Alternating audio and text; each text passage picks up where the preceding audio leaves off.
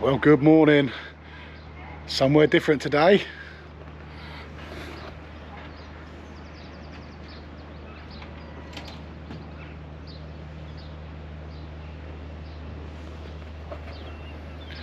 I am down at Newlyn Harbour. I've popped down to see Frank, my old mate Frank. Those of you who've been on the channel for a while will remember Frank. Done a little video last time round, and if you're from Newhaven area, you'll know Frank anyway. Frank Shaw. I used to run Carrick Lee out in Newhaven. We're down in Newlyn now. He's got a lovely little boat down here. Just a tiny little thing. We're going to go out today. He's got a few lobster pots just out round the corner. And we've got a bit of an easterly wind, so we're not sure how that's going to pan out. But we're going to go and work his pots. I think he's only got 6. Frank doesn't, he just keeps himself in it now. It's, as he describes it, it's an allotment at sea. So he just keeps himself going. Going to go and work some pots. And I'm hoping, depending on the weather, and it is a big hope, we'll do some pollock dive boarding, which is something I've always been interested in. I'll put a little picture here just so you get an idea of what it is, but it's going to be very dependent on the weather. Apart from that, yeah, that's what we do. And this is Frank's little boat, and there is Frank himself. So hello, Frank. Good morning, guys. Yeah, give him a wave. How are you? It's not a little thing, it's a classic Plymouth Pilot. Classic Plymouth Pilot, there we go. So we're going to go on this today With a brand new engine. And we are going to be working a few pots. So yeah, so going to be on here today, working a few pots, hopefully a few pollock boards, maybe a bit of this, bit of that, and then we've got something else in store for tomorrow. But I said, all dependent on the weather today. Next video you'll see is going to be me on here. Hopefully I've got on safely. And then we're going to go out and we're going to work some pots for some lobsters. Let's go.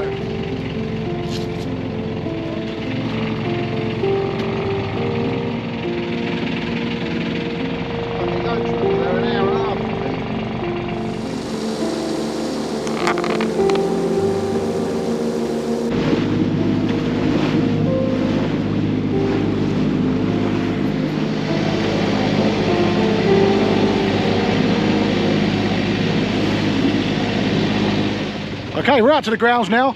Now, we're only doing this, we're not a massive commercial operation here today. Frank's only got 6 pots. First thing we've done is we've checked that we've got all 6 pots. They haven't walked away in the tide or a bit of wind, and we've established that. We can see 6 buffs. Now, Frank's taken us to the furthest ones because we've got a little bit of swell just running through the mouth here. So we're going to work the swelly ones first. They've been soaking for about 4 or 5 days. Now, we're not a massive commercial operation. You can probably see the swell now getting us side on, beam on. Now, we're not a massive commercial operation. Like Frank described it and I mentioned earlier, it's an allotment at sea. We're going to work 6 pots, rebait them hot spec, put them back in, and you never know what we're going to get. Looking for lobster, brown crab, spider crab, and Frank did have a 4-kilo octopus last time we was here. So we're going to work that, and then we're going to go from there. So let's get to the first pot and see what we got. Might get a little bit of shit on you, but you don't care, do you? I'm all right with it.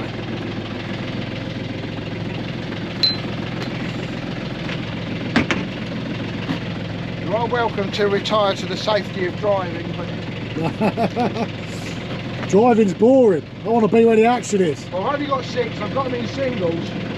Singles has an advantage that I don't offend the other people. The full-timers with strings can work around my singles. I always found the singles fish better. Well, they do, because you can just pick one little lump. And... Yeah. You've seen the slime come off it. Yeah, down there a little while, haven't they? They're going to be a bit... Well, they've been down. These ones have been down 5 days, but this time of year, obviously they're only out of the water. It's the tops of the ropes, and they're only out of the water for a couple of minutes, so the weed doesn't die. It just... No. And what have you got these baited up with? Ah, well, my good friend Matty Keast brings me in bait so that I don't have to use mackerel. I've got salted gurnard. Salted gurnard? Yeah, and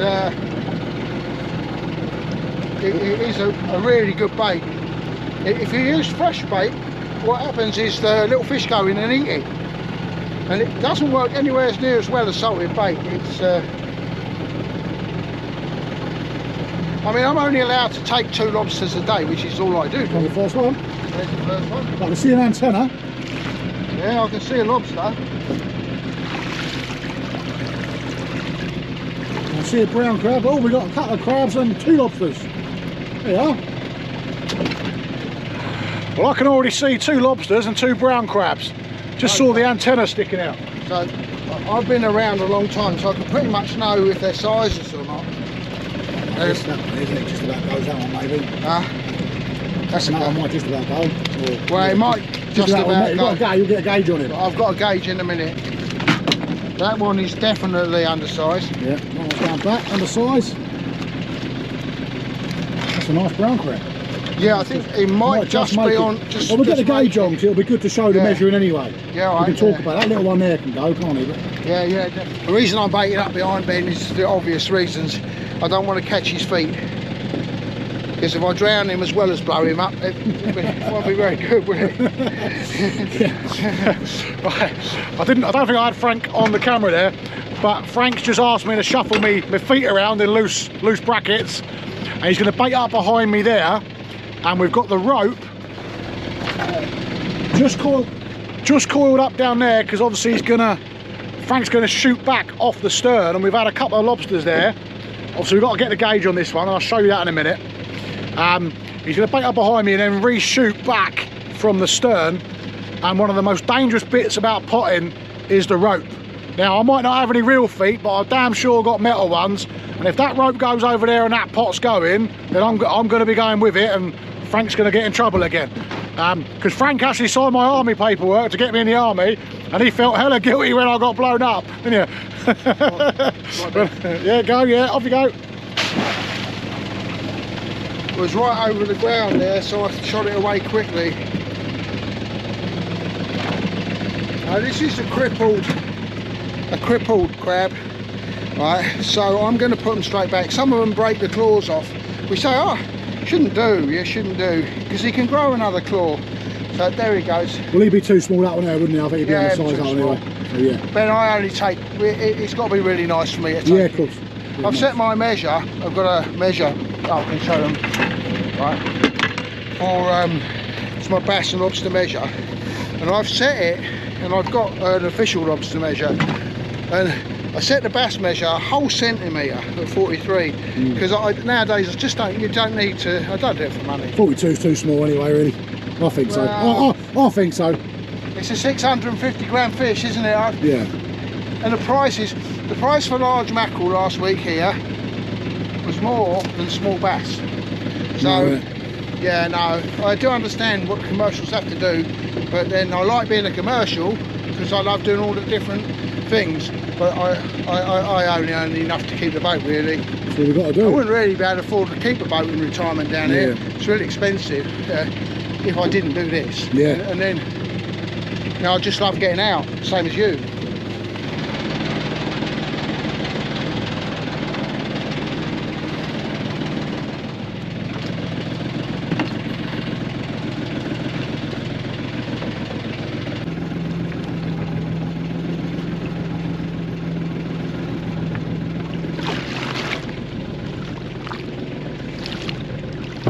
Conger, aren't we?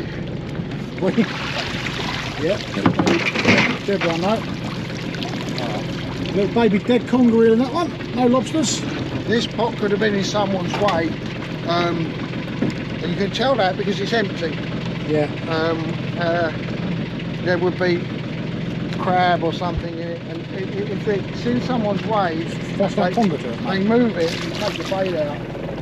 It was moved a bit, but that doesn't matter because yeah, see, something's at that killed it in the pot, but that something isn't there anymore. That could have been them little crabs, to be fair. It's not a massive mark, is it? They've been working that for a while.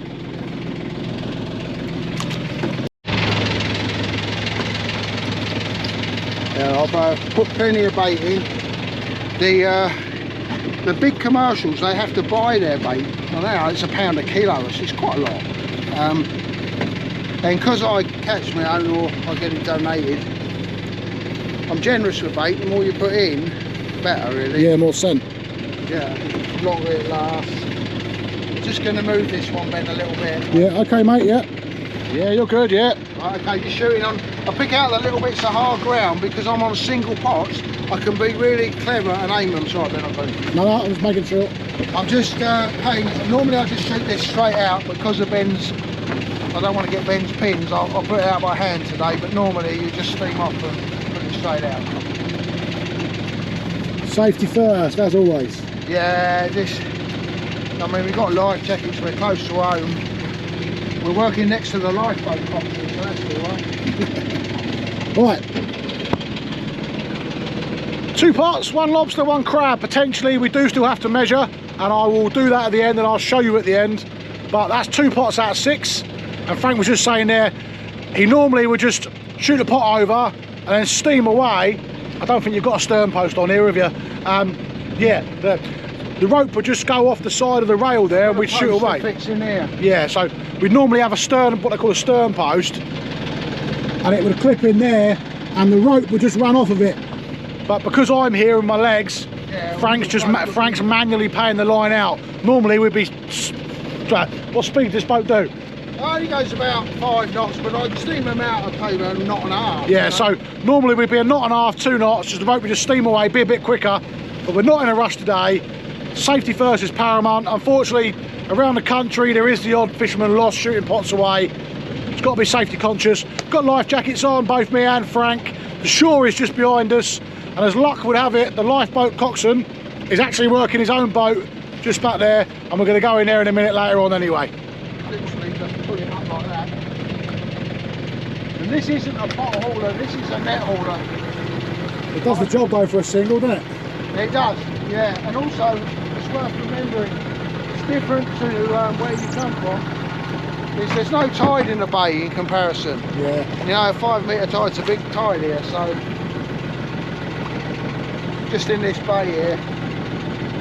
And I don't think I'll move these pots much all year. The lobsters will come to me, and I mean sometimes I get 2, which is all I'm allowed out of 6. And sometimes I get 1 or none. This rope is all leaded. The last little bit on the bottom floats to get away from the rocks, but if you use a short line and leaded rope, you don't cause havoc. What's that? 2 lobsters. 2 lobsters. They look a bit small. At least that back one might be alright. At least we're catching them. And a crab. Right, let's have a look. Try and get these for, yeah, the lovely cock crab, but he is undersized, I can tell you that, so I'm going to put him straight there. Where's that one? That's small as well, isn't it? Oh, a mile small, yeah. Spider crab. Okay, now because I've been going a long time, I know this is undersized. Yeah, right. I see that. Yeah, so that's going straight back. That back one might be a goer. I think it's undersized, but yeah. I probably will. Probably will have a look at it. Close. Yeah, I'm fairly certain it's undersized. However, we'll have a look at it. Yeah, we've got a gauge, haven't we? So yeah, I'm measuring them at the end because I'm single-handed. Yeah. And it's a safe way to do it for the lobster, right? And we're talking of 30 minutes in a bucket, and it won't harm them. In the height of summer, I throw it straight back, but it won't harm it. This guy's probably been caught about 30 times already. You know, it's not until they're harvesting size. And the Cornish boys are all pretty good. They all follow the rules. And I don't know if you're trying to get me or him. I'm trying to get the eyes, but I can get you, it's all right. So I'll put him in there in a minute, and we'll measure him in a minute as well. I could get more pots, but it's not really an old man's game. And I'm really concentrating on bassing. That's what I do, and that's what we do. And I'm in a new port, so I'm not doing particularly brilliant this year yet. But it's a nice hobby. 15 seconds. And what ground are you looking for, Frank? Well, you can see on my sounder there, I'm looking for hard ground. Can you see we're going out that hump? And the colours will change, and because I've got singles, I'm picking out little lumps where the big boys can't get.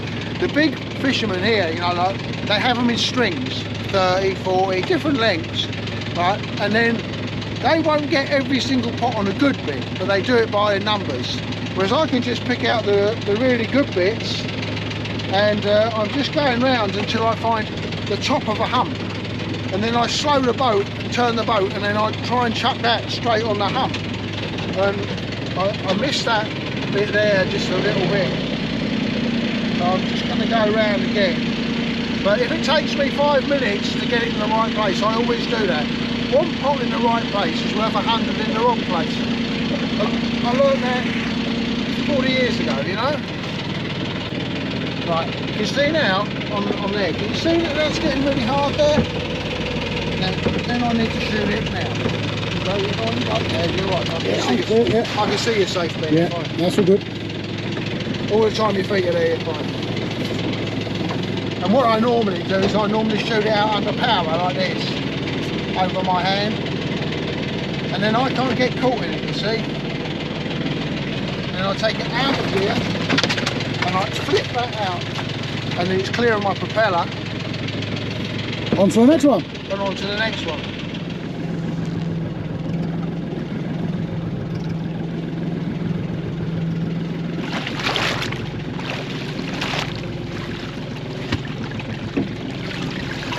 Lobster and a crab, 2 lobsters, A spider and a crab in there. crab. We'll have a look at that. Right, okay. It's another 2 lobsters. So, looks like another 2 lobsters, a nice edible crab, brown crab, and a big spider crab, which I'll show you in a second. Well, you see, this is why it's difficult for me to work with a rail or a chain on this side of the boat, because like, there's a little brown crab, perfect condition, and I'm going to put it back. Back, yeah. And there's a lobster in miniature that I'll give to Ben. So far we haven't caught any sizes today, but That looks like a good one. yeah, it's Another one's going to be close, isn't it? It's close, yeah, they're going to be close. We'll measure them, it's alright. We'll put them on the floor, I'll deal with it. Up in there. Is that alright? Yeah. Now, there's a spider crab. And these used to be absolutely worthless. Now they make £2 or £3 a kilo. They make money. I'm not sure exactly what, but there are people fishing for them. I don't really eat them, but in Spain they are a fortune. Delicacy in Spain, aren't absolutely, yeah. But oh, they are spiny little buggers. And we've got a brown crab in the back there, haven't we? Do you want it? Or is it going back? I'll put it back then. I only take the absolute golden stuff just for my dinner. My favourite have always been sidewinders. I mean, the bass I've caught on sidewinders.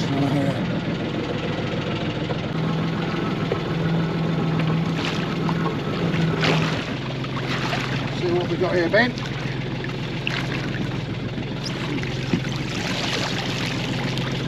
Not the target. Right, with this pot, I've either missed the ground, or it's another one that's been across somebody else, which I doubt. It's got too much here, hasn't it? Yeah. That's just on the wrong bit, isn't it? Yeah, I probably just sand or shot it something. on a bit of sand, yeah. And these are whifflers. Right, so how do you know you shot this on the sand then, Frank? Well, it's got no lobsters in it, which are hard ground. And at this time of year, you sort of get these on the edge of the rocks, or if you start catching too many of those, they're on hard ground, not necessarily sand, but they're not where in the crevices where the lobsters live, or I find that. And you get more spiders. Spiders will cross the sand now. They don't necessarily have to be on hard ground at all. And in fact, when they mound up and breed, they're just about always on the sand, in my experience. But someone might disagree with that. But. And these are girls, so I put them back anyway. I don't keep spiders. You have to keep an industrial amount to make money, and they're too finicky for English people to eat. But in foreign climes, they make soup and they do all sorts of things. Right, so we've done 5 out of 6 pots now, so we've got the last one to go, and we've got 3 lobsters down there, which we are going to measure, and we've got 1 brown crab, which again we're going to measure, and whatever we get out of this one. So nice easy operation, perfect scenery, lovely day, yeah, beautiful.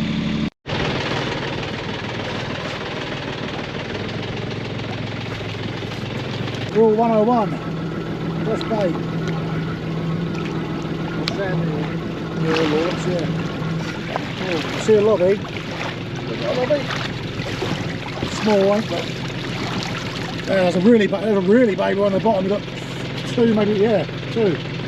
Oh, he might be Oh, that top one. He might be, oh, he's good one. He's good in that top one. Alright, so small brown crabs. And they'll go straight back, don't need them yet. Yeah, same as last time. Yeah, see, it's a girl. Put it back. Another little brown. And then we've got, there comes that first one. I think this one could be a size, yeah, I think he is. Yeah, he goes. Oh, yeah, he goes. We'll measure him. And then a baby one. I'll have a look at the baby one. I'll get a photo of him and stuff. No, he's a cripple, but we put him back anyway. Yeah, I will put him back as well. Get a photo. They can eat. What we got here is we've got a Ben lobster. This one's missing a leg, sorry. Now he's missing his crushing claw. I'll talk about it in a minute. But he's missing his crushing claw, so either he's been caught in a pot previously and he's lost a leg in between the wires, or something's had a go at him, a conger, or it could be another lobster in a fight. But regardless, this one is obviously too small, but with cripples, Frank always puts them back, and a lot of people put them back anyway, and I think in some places it might even be law to put them back. But yeah, we're going to put him back. I'm just going to get a quick photo of him and then he's going to go back.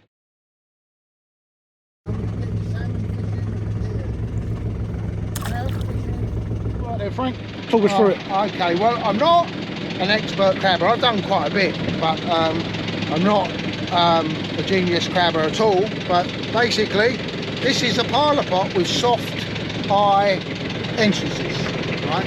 The bait goes in this trap here, and he's held in with that. Then you've got two soft eyes, one on either side of the pot, and I favour them, and they're used a lot in Cornwall. There's other types of lobster pots. Parlour pots used to be the most common, and maybe you'll get a photograph of those in the harbour. They're round, Inkwell, that's right, inkwells. Inkwell pots. Yeah, that's inkwells, yeah. Yeah, inkwell pots, and you put a thing in the top, you put your bait in the top on a band, piece of car tyre used to be, and the lobsters go in. I like these, they're easy to manage for me. These are a 26 inch, 24 inch pot, they're a good pot. It's just held on by that hook there, isn't it? Yeah, you just once you got it out, you put the hook back on. And this hook closes your bait bag and shuts the lobsters in, and the lobsters go in through the soft side entrances and they can't come out. I think they're really humane. I've never killed a lobster by accident. You can see everything we've caught's gone back. They're easy to manage, and then they've got a bit of protection on them for rough weather. They're roped up, aren't they? So when roped up with rubber on the bottom to protect them. Yeah, they're weighted on the bottom with a rubber foot. And it's all heavy metal. And this is the last pot going in. It's on a lovely bit of hard ground there. You see, I've gone across the sand and I'm looking for that. Look, can you see that? Yeah.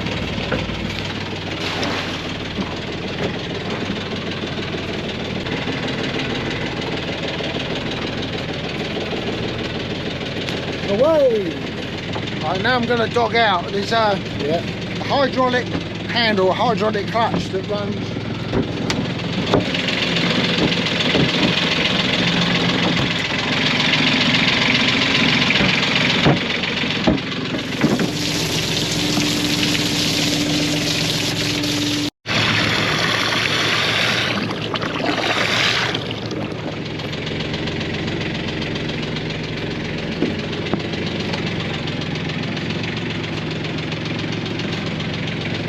Right, so we've got 4 lobsters down on the deck now. As I mentioned, we haven't yet measured them. Keywords, we haven't yet measured them. So we're going to do it now. They've got a proper lobster gauge, and it's 90mm down here in Newlyn. So what we're going to do is I'm going to pass over to Frank, who's going to show you the gauge, what it is, and how you measure a lobster properly, so you're not going to get nicked for having an undersized lobster. Because if we was to steam in now with undersized lobsters, and IFCA, Inshore Fisheries Conservation Association, I think that is, isn't it? Yeah. Or the MMO was in the harbour, and we had undersized lobsters, we would be in trouble. So we're going to measure them now. I'm just going to show you, Frank, how to do that. Yeah, I'd like to say that I've never, and lots of my friends have ever been in trouble with the MMO, because a lot of it we don't agree with in tech, but it does mean that we have got a fishery, and an undersized lobster is a very small mouthful of food, trust me. Right, so we'll measure it. We're going to take this one, which I suspect is a little undersized, and it has to be that long from its eye to the back of its shell. Look, oh, it's a sizable one. Yeah. So he goes. Yeah, there that's a sizer. So right. that's one is okay.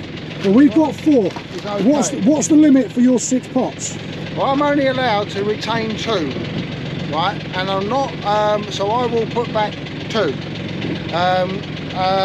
if they're all sizable. Yeah.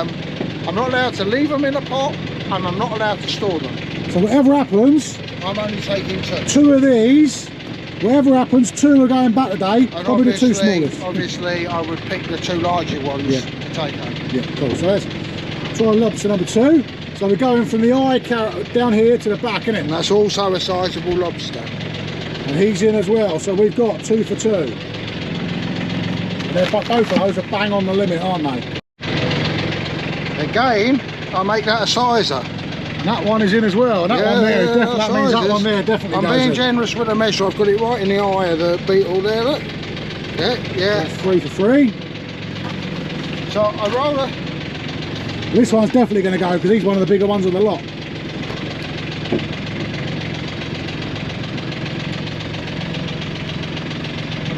And that one's a good lobster. Yeah, and that one's well in. That one's probably almost a kilo, like a 0.95. Yeah, that's a lovely lobster, isn't it? Yeah. And what they've got, what these lobsters have got, is they've got a cutting claw there, and then the other one is much bigger, and that's their crushing claw. So they cut food with that, they crush it with that, and it goes just inside their mouths there, like that.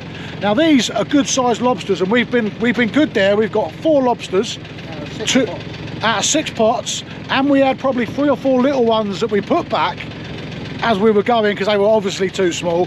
These ones we weren't quite sure about, so now we know they look like they were in, and that's why it's important to have the proper gauge on board. There's no guessing there. It's on the measure. It's either in or it's out. It's black and white. And what with these here, this size, they can support their own weight. And he's trying to get me there. When you get a big wreck lobster, these claws can be absolutely massive. And if I was to hold him like I'm doing now, the weight of the claws is actually too much, and they can actually shed their claws. So when you get a big lobster, it's always important to support their weight like that. Otherwise, they'll drop the claws off. And what Frank's going to expertly show us in a minute, without getting bitten out of sight, Frank's getting attacked here. We're going to band these lobsters up, and then we're going to get the other 2 back. Right, so Frank now is banding up the lobsters. Now you can get a tool for this, which does make your life a lot easier. But Frank's Frank. I've never had a tool. Frank is the tool. I've been fishing 40 years and I didn't know you could get a tool till you said that. It's a little tool that you just clip on. It looks like a pair of scissors, and it spreads the band, and you put it on. I could tell you a story. I don't expect you'll do it, but when I first started, I had never been to sea, and I didn't have sea legs, and I couldn't stand up, right? And I was with he's a wonderful friend of mine, Peter Pickett, and we went potting for the very first time, and we caught a whole box of lobsters. And he said you can band them on the way home. And so they weren't banded, and then he hit a sea and I fell down. And I put my hand in the lobsters, and I had 3. And it's so painful. Frank made a very valid point there, just to note in case anyone's going to pick up on it.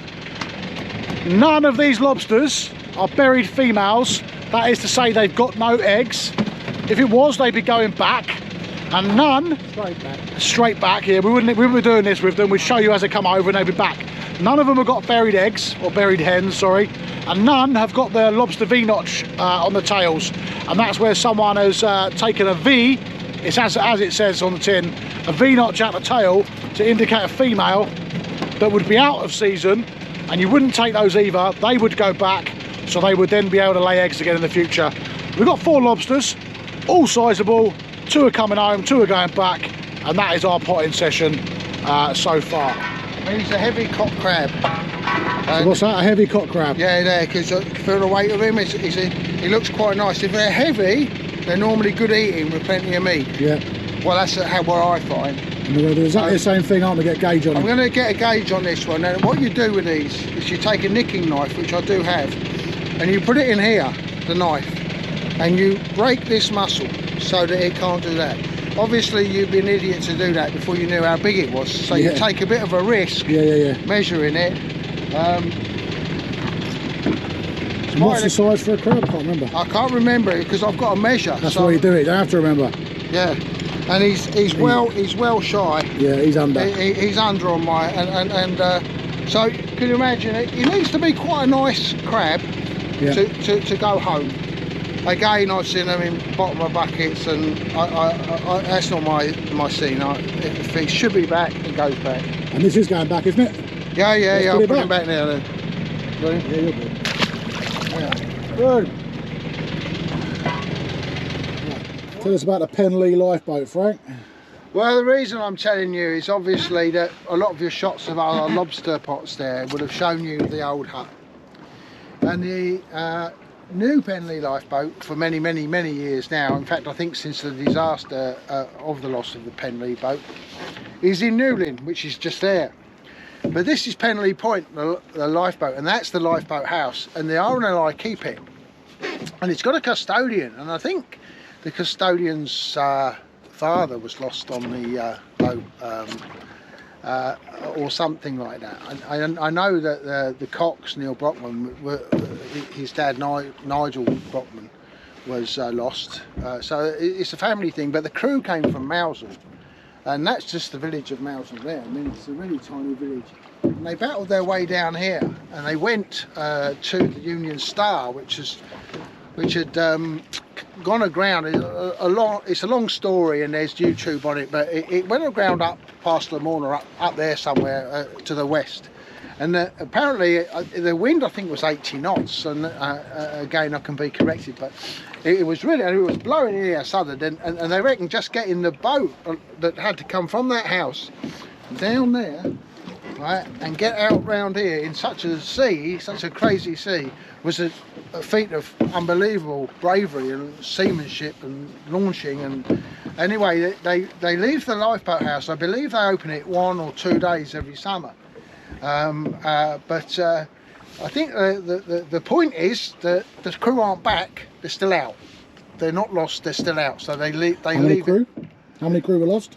8 crew, and the entire casualties from the Union Star, which I believe was 6. The coxswain, I mean, what they did was horrendously brave, but again, you can YouTube it and Google it, and it will tell you the exact facts. My understanding of it was that they ended up on top of the Union Star to try and get them off. They got 4 off, and then the radio transmissions went dead, and after that they don't really know what happened. But the next morning they started finding the pieces of bodies and the lifeboat all along the coast there. Mousel wasn't inhabited by tourists now. Every other house in Mousel apparently is a second home. And it goes dead at Christmas, whereas Christmas, and the disaster was at Christmas. It was, I think, 4 days before. It was. But so yeah, I come past it every morning, and I generally doff my hat because it's incredibly brave what they did. Incredibly brave. That's the story of the Penlee lifeboat.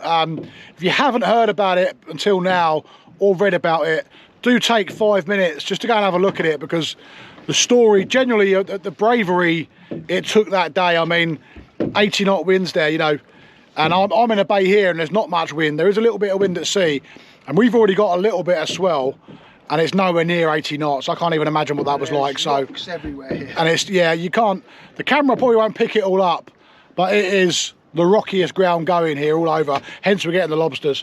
But that is lobstering down in Newlyn with Frank Shaw. Thanks for watching, and I will see you all again soon.